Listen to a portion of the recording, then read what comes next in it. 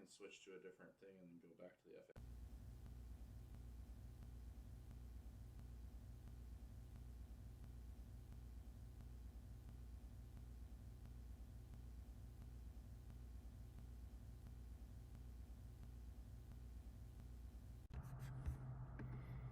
MacBook Pro microphone. Okay, I think it's working now. So, all right, bye. All right, I think that we are on solved a battery issue. So, obviously, crisis averted for now.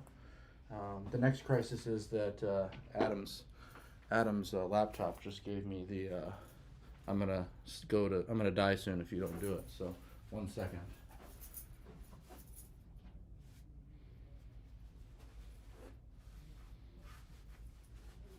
If I can find his MacBook charger.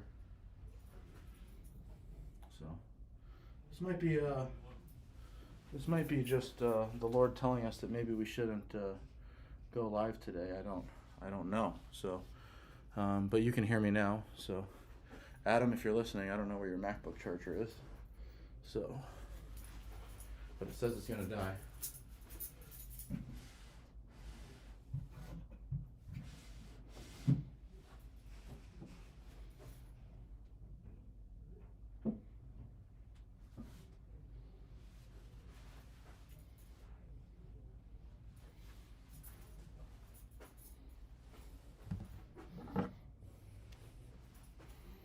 Yeah, I know, it's gonna go to sleep if I don't do something soon, so.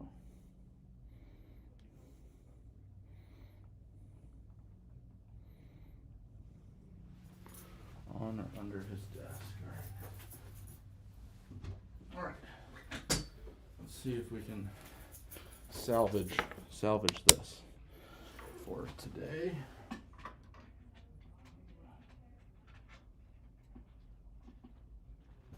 All right, we're finally in business. All right, that was a cluster. So sorry to everybody. So, okay, so welcome back to episode 15 of the Fly Shop Lunch Break, and a few things to talk about today. So, if the audio is a little bit off, the mic's not working, so we're just using the computer microphone today, but it should be all right. But today we are going to talk all about fly reels, okay, and the different types of fly reels and different drag systems and what each one is good for, the different makeups of them, what their purpose is. But basically, for a fly reel company, for saltwater fly reels, you are trying to make something that is smooth, that is strong, and that is durable. Okay, and there's a lot of different philosophies on how you should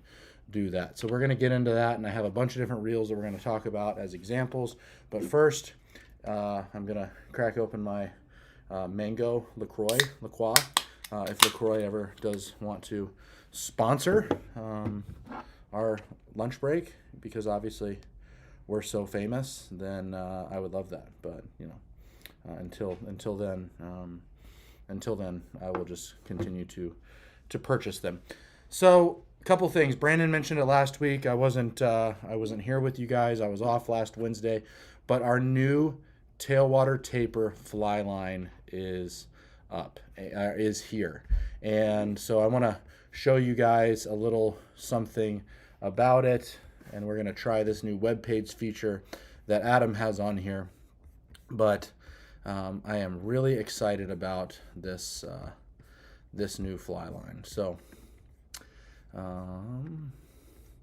we have the web page pulled up. Now let's go on here and see. So I'm going to show a web page. I don't know how it works that way. So, but maybe I'm not going to do that. But our Tailwater taper fly line. So Brandon probably showed it to you guys in the packaging last week, but it is here, and let's talk a few things about it. It is a dark gray running line, which is not common in a floating line, but the reason I wanted that is because the head of this fly line goes from dark gray, then to white, and then the end is a light blue, because saltwater fly line, light blue, white, pale yellow are all obviously very popular colors for saltwater fly line. And so, but I like the blue and the white, but the dark gray running line, A, it's a little bit different, but B, it really lets you see where the head of the fly line starts. And that is important for when you're casting this line, because you can see how much running line you actually have. So it's a little bit of a shorter head. I think it's 42 foot head on this thing, but really it's a true grain line. So 6 weight is 160, 7 weights 185, 8 weights 210, 9 weights 240. So it is a true grain weight line, but that little bit more compact head really helps it to load easier. So I have thrown this line on rods that cost $100, all the way up to rods that cost over $1,000. And I must say, I'm extremely pleased and think this line's going to pair up with so many rods extremely nicely. And that's what we wanted.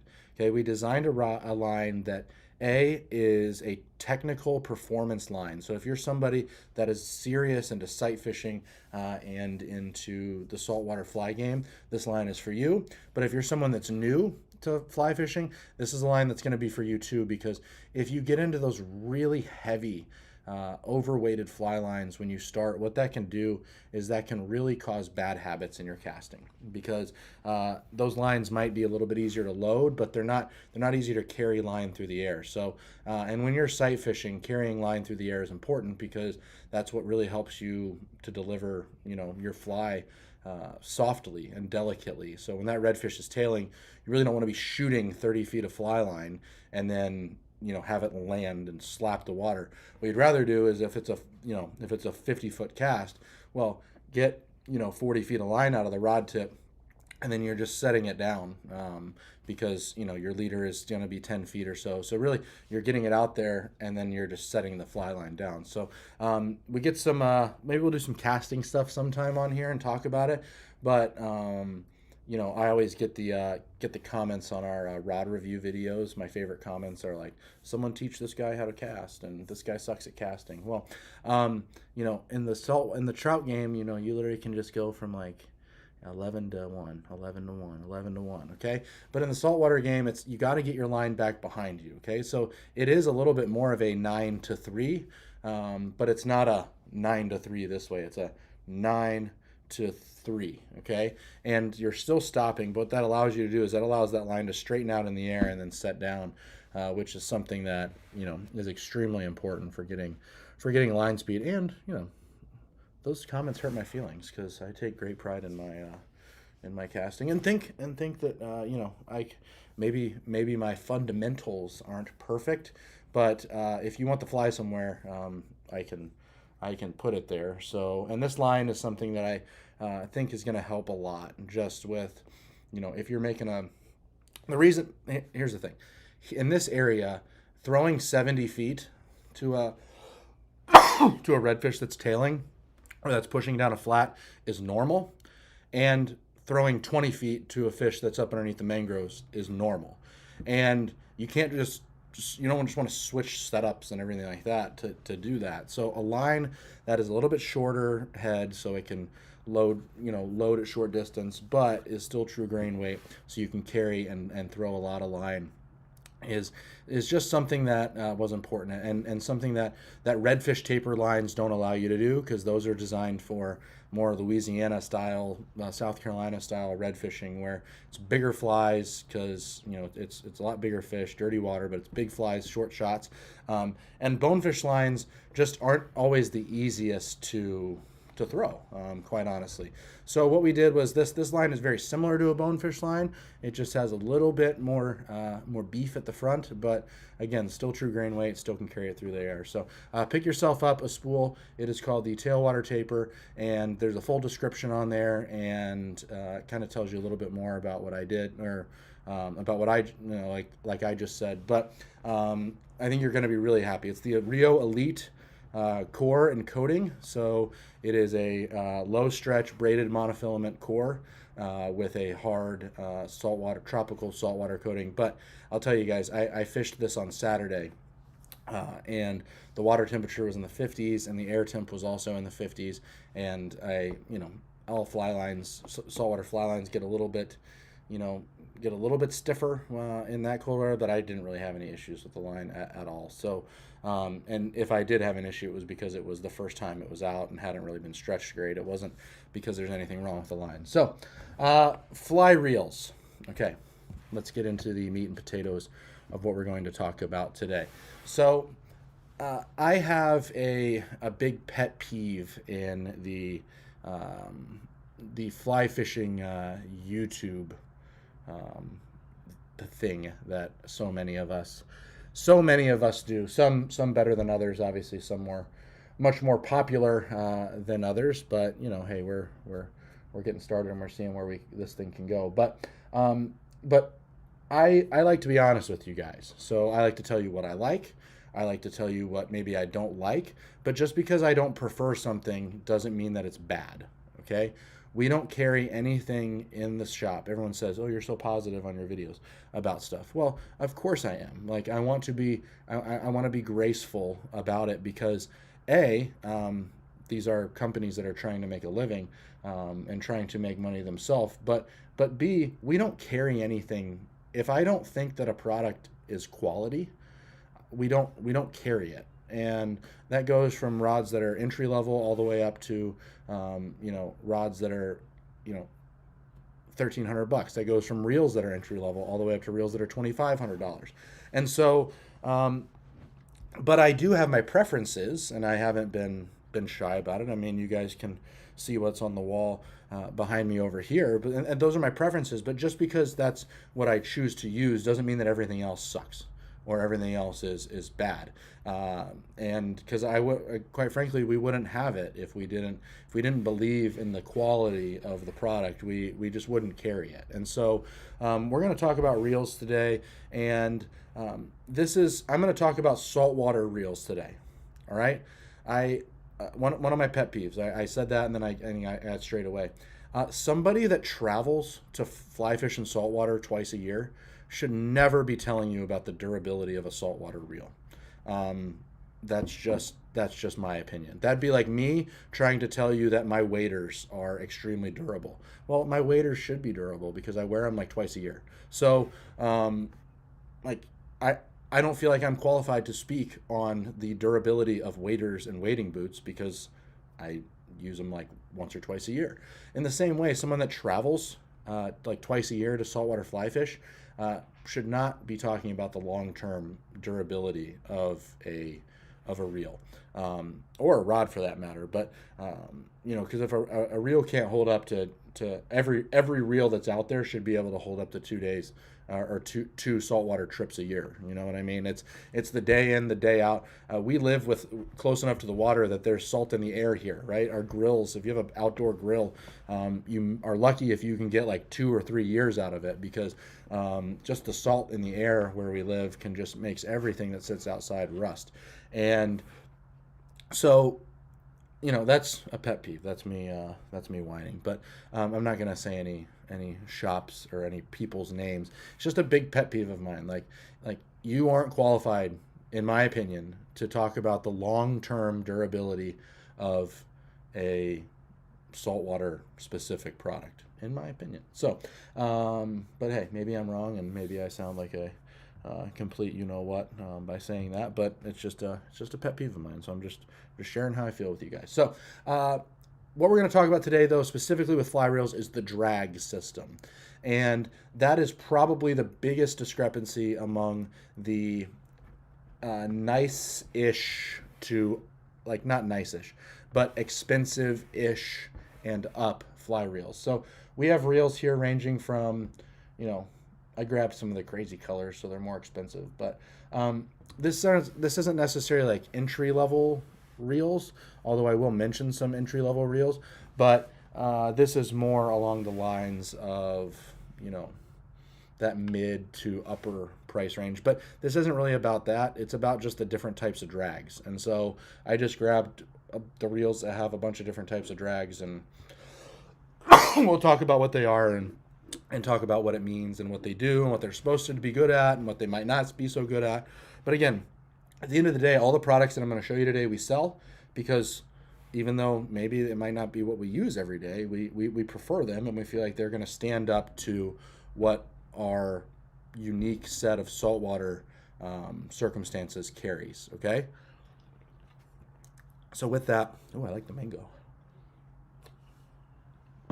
So with that, let us begin. So some people say that if you're saltwater fishing, you unquestionably need a sealed drag. And again, guys, if you have any comments or questions or want me to stop or go back to something, please let me know. Or have a specific reel that maybe I don't show that you just want to know about the drag on it.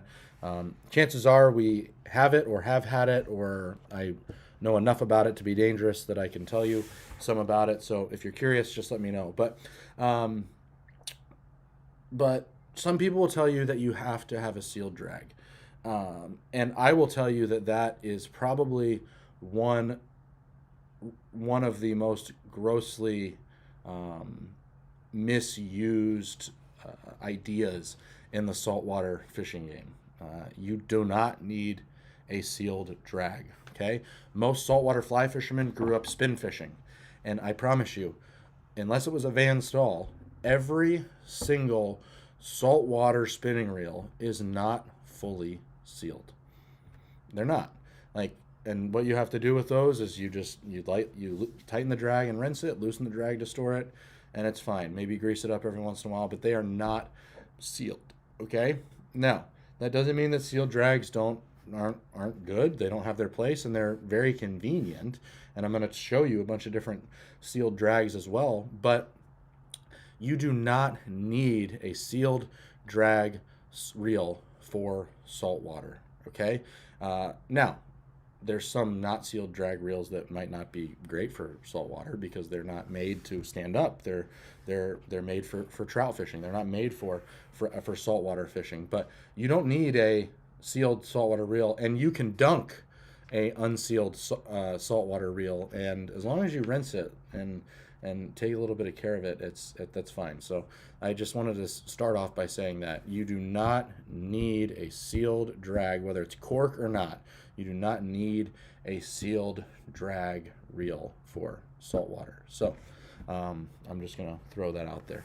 And we live very close to the saltwater and the warm saltwater. So I'm just gonna throw that out there. So, but let's talk about sealed drags. That's what we're going to talk about first. And we have a few different types of sealed drags that we're going to mention. And so we are going to talk about, let's first talk about just the full sealed carbon drags and what makes them different. Okay, so full sealed carbon drag. This is the Hatch Iconic 7 Plus. Let me do the close-up view so you can see it.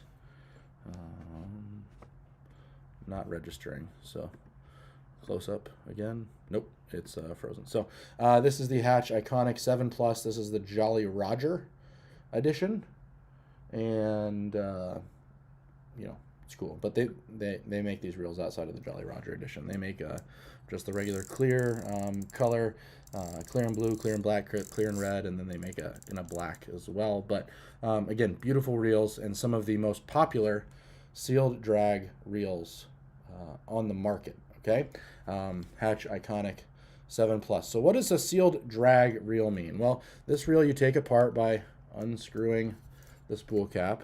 Okay, and this is the drag assembly inside here. Okay, you can see it from the side. And basically what happens is the spool engages with this piece right here.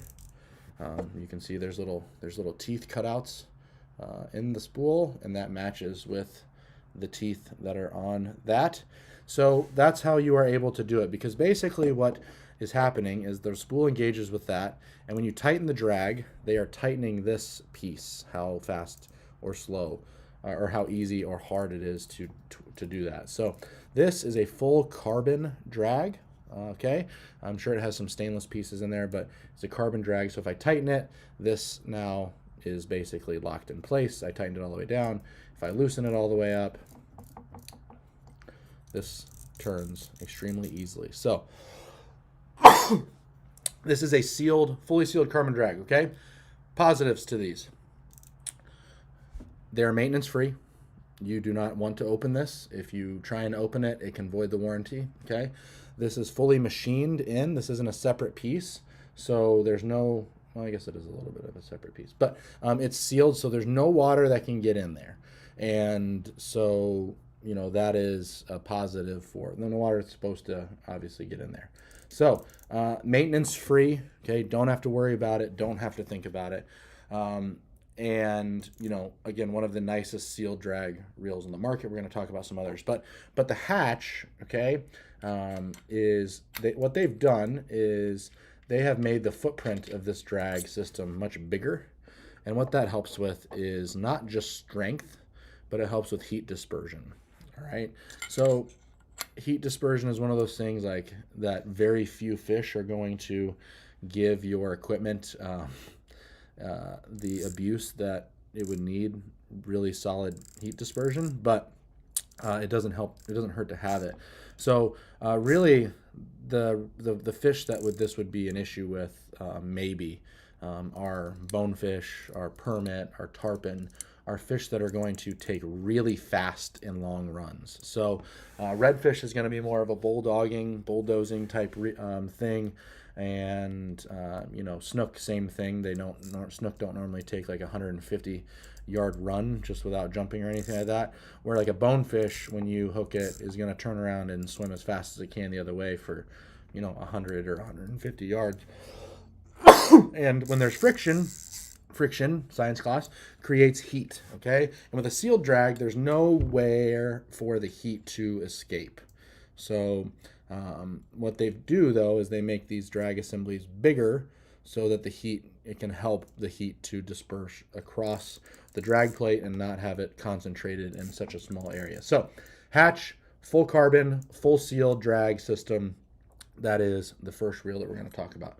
Next fully sealed reel that we're going to talk about is one that also has a full carbon drag, but that is going to be the Galvin grip. Okay, and Galvin makes a couple different reels. This is their flagship saltwater reel. It is sealed.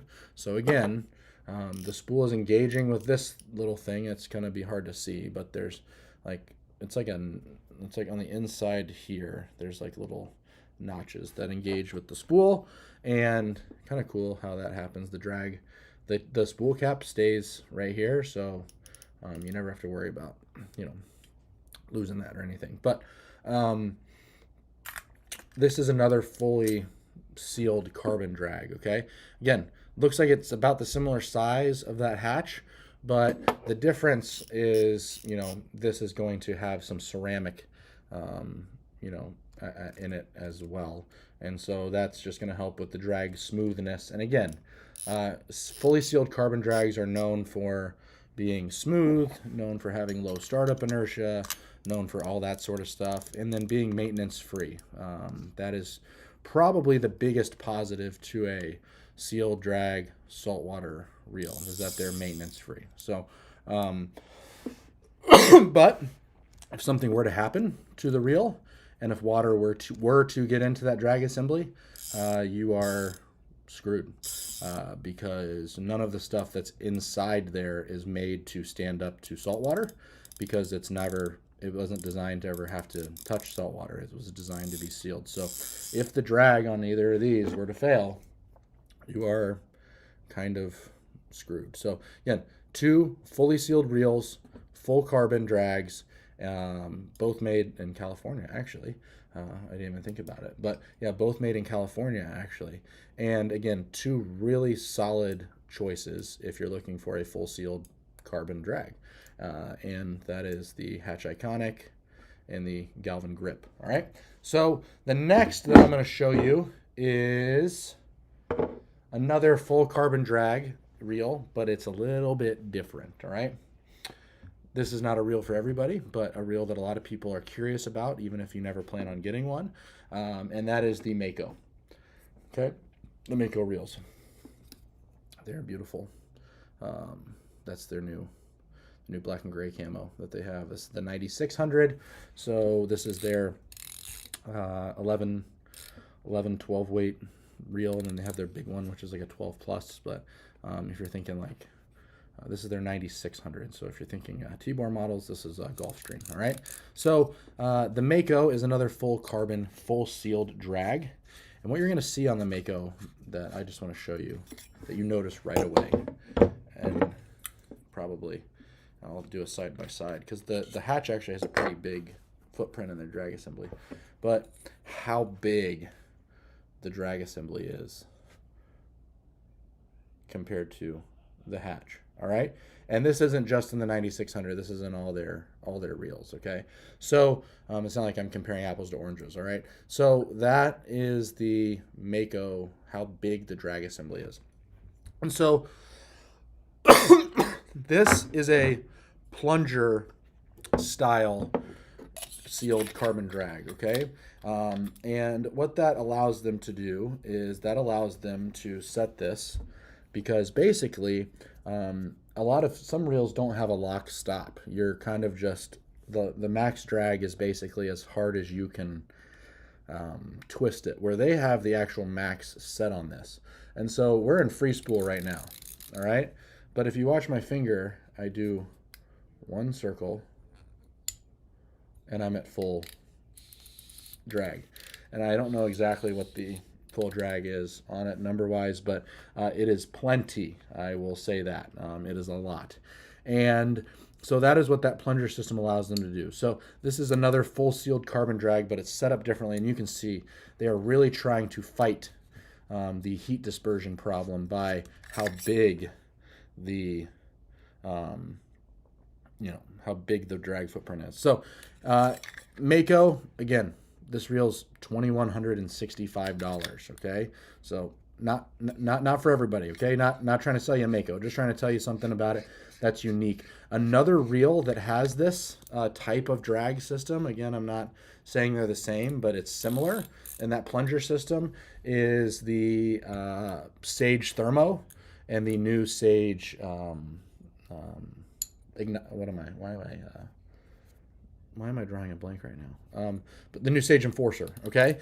They have a very similar setup. Again, it's not as big, not as beefy, but Mako might be one of the only sealed reels that I would say is like a lifetime purchase, all right? Like, I think that you'll be able to use this still in like 30 years, where I think some of the other drags and stuff, if they get used heavily enough, might wear out. So again, those are 3 sealed reels. Some other sealed reels that are full carbon drags that are also really nice are the Orvis Mirage and the Mirage LT. The Orvis Hydros is probably the nicest, in my opinion, carbon drag reel that is, it's only like $280 for the 8-weight size. So it's a really nice, fully milled reel. That's the other thing about these reels. I didn't pick any reels that were die cast. Okay, we're talking about like milled reels, but those are some others that are like that. And then some other reels that aren't sealed, that are also carbon and stainless are like the Ross the Ross Animus, the Able Via. Those are reels that aren't sealed, but you still could very easily use those in saltwater as long as you rinsed them. So now we're going to have a crossover reel. So there's 2 main materials that are used in fly reel drags, and it's carbon and stainless, and cork. Okay, so I like cork.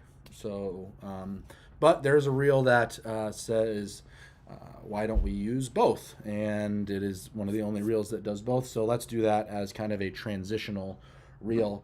And that is going to be the Nautilus CCF X2. Okay, look how pretty that is. Look how pretty that purple is. That's a nice looking reel. Okay, this is the CCF X2.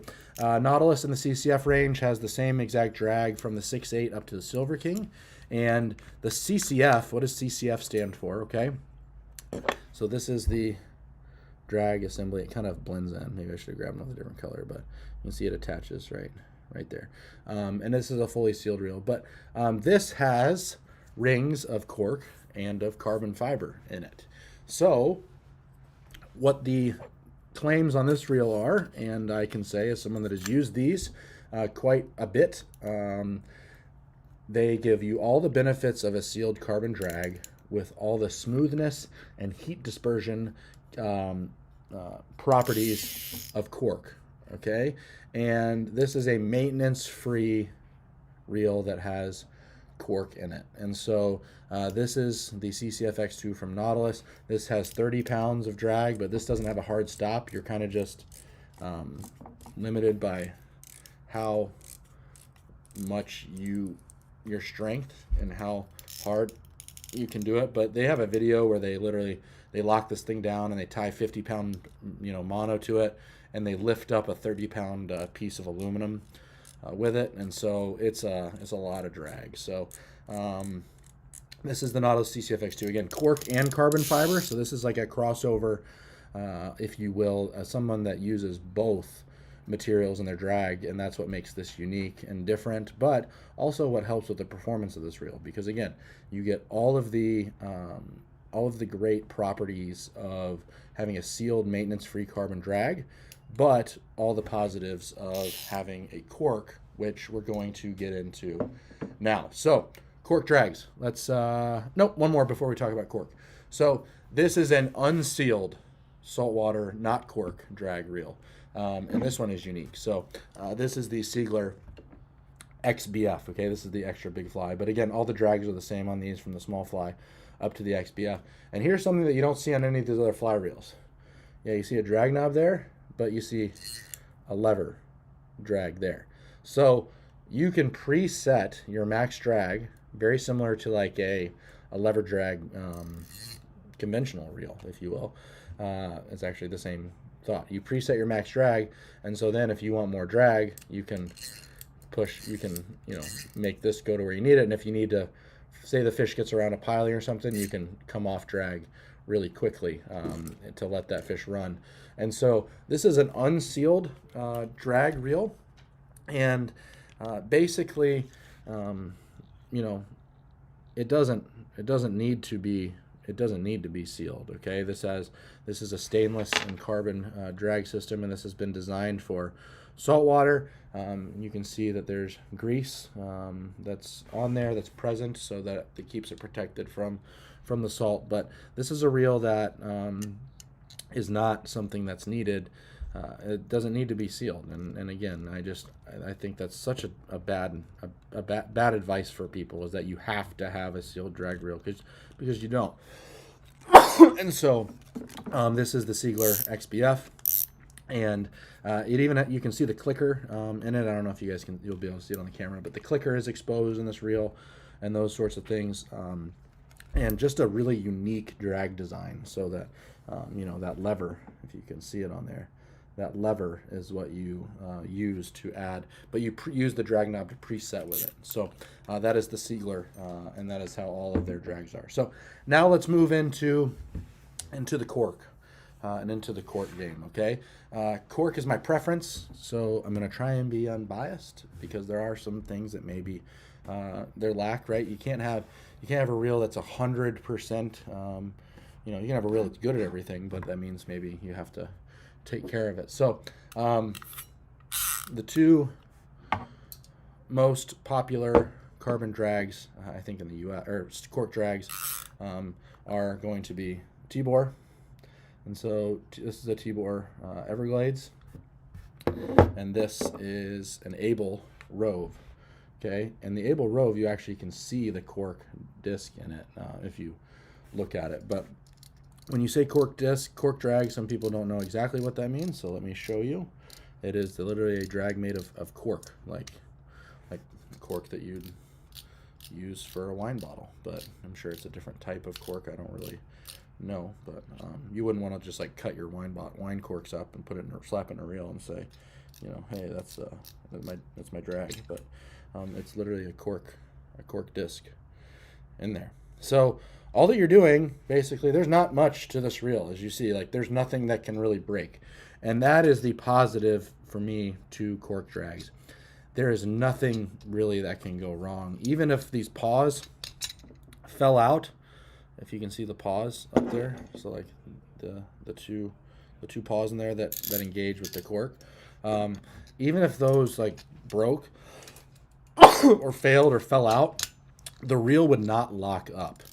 And so you could still do this. If a sealed drag reel fails, it's locking up. It's not that it's not putting drag on there. It's that it completely locks up on you. And so the cork drags are great. And this, yeah, a little maintenance, but literally this reel, you pop this off, every once a year, and you put a couple drops of like, I think it's like, I don't even remember I think it's linseed oil or something like that. Put a couple drops of them on there, and you are good to go. T-bore is a little different. So the Abel's a dry cork reel. The T-bore is an impregnated cork reel. And so let me see if Adam has a penny in here. You want to open these reels up with a penny, because a penny, the copper is softer metal than something else. So hold on one second.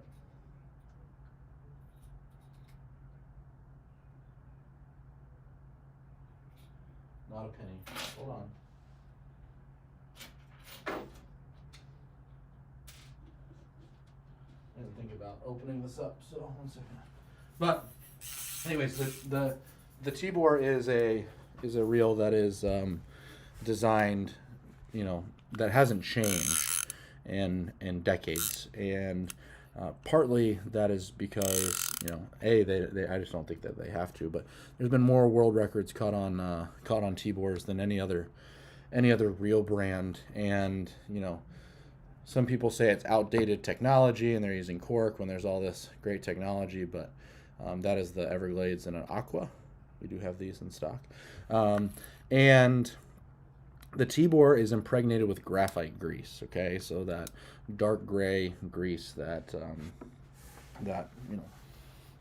if you know what graphite grease is, but this reel is like very similar in the Abel.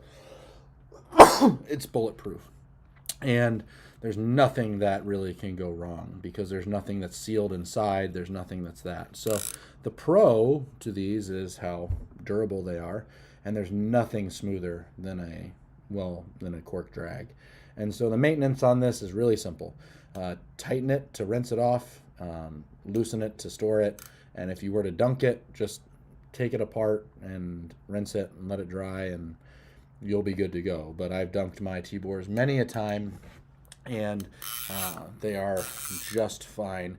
And so T-bore makes the regular original T-bore reel, but they also make what they call a signature series. And the signature series is a sealed cork drag, no carbon, so different than the Nautilus, but a sealed cork drag. And the cork is fully housed inside this. I grabbed this reel so you could see the contrast. Okay, the cork is literally the size of this. That's the 11-12 size. So here's what cork is the better at than carbon. Heat dispersion is something, because the heat, it's not sealed. The heat has a place to escape to, and cork is not going to create the same amount of heat that carbon or that stainless steel do, because there's not as much friction. So these reels are famous for being extremely smooth, extremely durable, and I will tell you, these are, and the Abel as well, lifetime purchases. I mean, you literally, there's nothing that can go wrong with them, because they're just not that many parts to them. Where the sealed drag reels, sometimes, yes, they are awesome, they're super nice, they're super smooth, they're maintenance free, but if water were to get in there, that's all I'm saying, if water were to get in there, then you're done. Like, there's nothing that you can really do about that. So so that is that. And as a testament, okay, not that I need, look how pretty that thing is, though. That's the Abel Rove with the Larco tarpon on it. That's a pretty reel. But as kind of a testament to that, I'm going to show you a cork drag reel that is very old, like 40 years old, Adam. Adam's back, by the way. 40 years old. And this is a Billy Pate. I don't know if you can see it. It's kind of bright. It's a Billy Pate Marlin anti-reverse reel. So the handle turns, but when the drag goes, it doesn't. It doesn't. I mean, look how this reel's 40 years old. And the really cool thing is it does have a cork drag inside there. Again, not sealed. You're basically just pressing the cork disc up against the spool harder. That's all that you're doing for the drag. This reel is pretty cool though. And we have it here at the shop in the rod case. The real case. In the reel case. Because rod case. Adam, do you know who this reel belonged to? Yes, you do. Billy Bate. Yep. It rhymes with Pilly Bate, right? This was actually Billy Pate's reel. I have the certificate of authenticity, which is pretty cool. So I actually, one of 3 that I have. Yes, but this is the most loved on. This reel's been used the most. The other 2 are basically new, but they were still from Billy's house. One of the what? One of the fire reels. Yeah. Yeah, I mean, basically, if you drop this thing to the bottom of the ocean and it's out there for 10 years, like, you could still use it. So, I mean, it's supposedly. You could still use it. But again, that's what I choose to use. But again, all the reels that I showed you today are awesome. And just want you to know the pros and the cons, right? What is the cons to a cork drag reel? Well, it does take a little bit of maintenance, all right? And you know, if you do dunk them, then you need to kind of take them apart to clean them out, where the sealed drag reels are basically set it and forget it. But when a sealed drag reel fails, it fails catastrophically. So if you spent that, you know, 20 grand to go on your trip, then if you spent that 20, what, baby? Came off. Okay, maybe Uncle Adam can fix it for you. Okay. Let's go look at it. Come here. Yeah. So, sorry, my daughter wasn't feeling good, so she had to pick her up at school. But, yeah. But I mean, yeah, if you dunk them, you got to kind of take them apart a little bit. But that is the gamut. We have a lot of other reels, like I talked about, in the shop. But this was just, I didn't want to have 50 reels up here on the table with me. So, if you guys have any questions, go ahead and throw them in the chat really fast, and we will. You know, I can answer those really fast for you, but the charging cable that would work for it's right here, I think. So, but are there any? Yeah, but I'm about done anyways. Okay. So, are there any questions really quick before we head off? All right, guys in the chat, let us know what you'd like to see next week, and we can accommodate and or attempt to accommodate. And if you have any questions or comments, put them in the comments, and we will definitely get back to you on those. And I hope everyone's staying good and happy and healthy, and enjoy the rest of your day at work. I'm going to go home and take care of a sick one, or I don't know. She's just not feeling good. So, but yeah, supposedly. But anyways, but yeah, I will see you guys next week. Peace out.